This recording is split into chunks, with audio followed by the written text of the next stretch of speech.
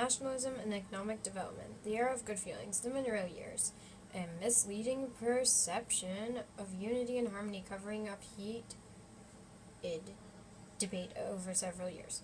James Monroe, a Revolutionary War hero and prominent Republican, continued the Virginia dynasty by easily winning election of 1816. Important for acquiring Florida, Missouri Compromise, Monroe Doctrine, cultural nationalism. Focuses on American issues after war of 1812. New generation believed in unlimited prosperity. Patriotic themes infuse American culture. Economic nationalism, support nation's economy.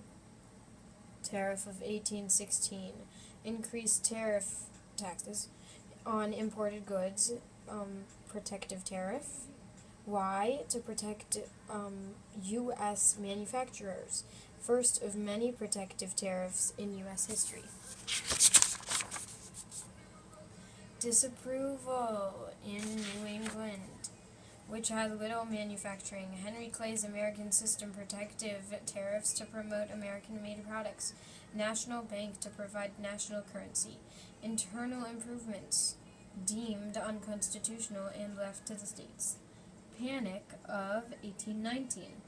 Attempted to control inflation leads to deflation. Increase of in unemployment. Bankruptcies, many state banks close. Most secure in West due to land speculation.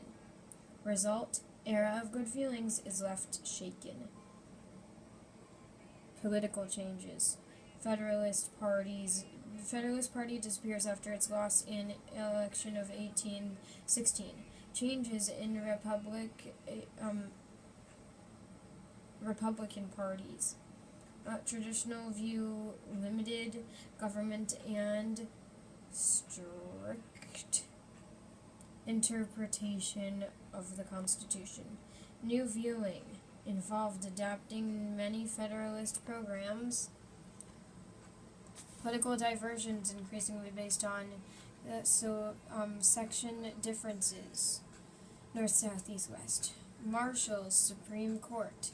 John Marshall, appointed by John Adams in 1800, and was the enemy of many Republican presidents and states' rights activists. Fletcher versus Peake. McColb,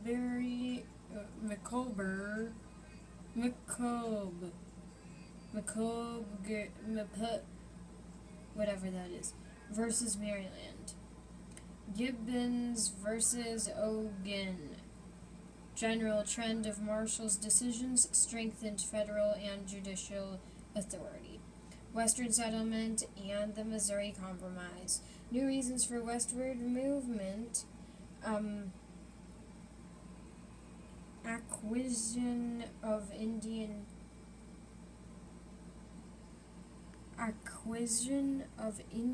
lands. Alright then. Economic pressures push settlers to seek new fortunes on frontier. Southern tobacco farmers exhaust soil. Trade restrictions in new, I don't know what that is, push people west. Improve transportations.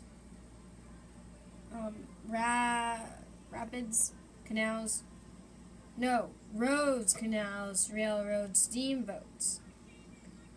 Immigrants come to the U.S. to take advantage of the cheap land. New questions and issues. Permit slavery in new territories. The Missouri Compromise, trying to postpone the problem.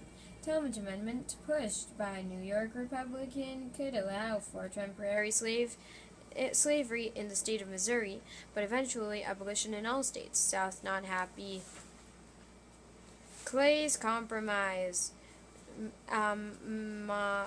Minnesota admitted a state north of whatever, north angry. North of whatever is the cutoff line for slavery, I'm pretty sure. Maine admitted as a free state. Slavery prohibited north of that latitude. Aftermath. Preserved sectional balance for 30 years, but people become more loyal to their section and not the nation. Foreign affairs. Americans' fleet defeats Barbary pirates. Canada. Rush-Bagot Agreement in 1817. U.S.-Canada border becomes the longest unfortified boundary in the world. Established to prevent further conflict. Treaty of 1818 improved U.S.-Britain-Canada relations. Florida. Spain distracted by South American uprisings, so U.S. wants Florida.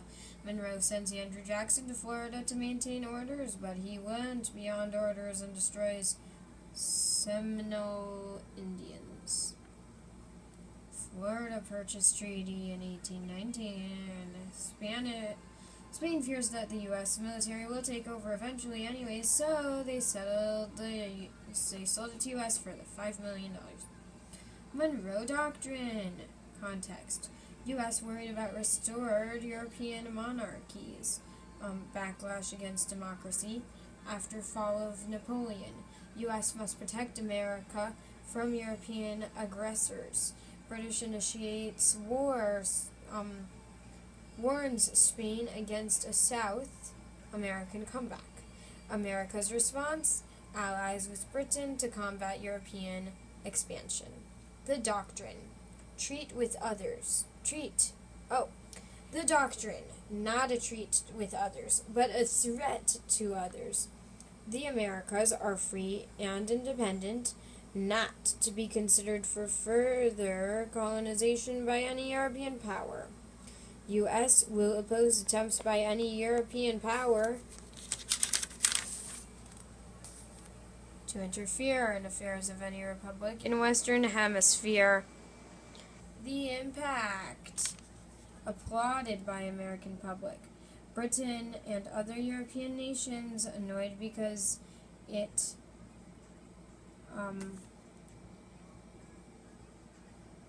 talks something. It too warned to stay away. More impact later during the U.S. foreign policy towards Latin America. A national economy. Population growth, doubling every 25 years from 1800 to 1850. Higher birth rates, lots of immigrants, especially from British and Germany. Increased slavery importations despite ban on slave trade in 1801.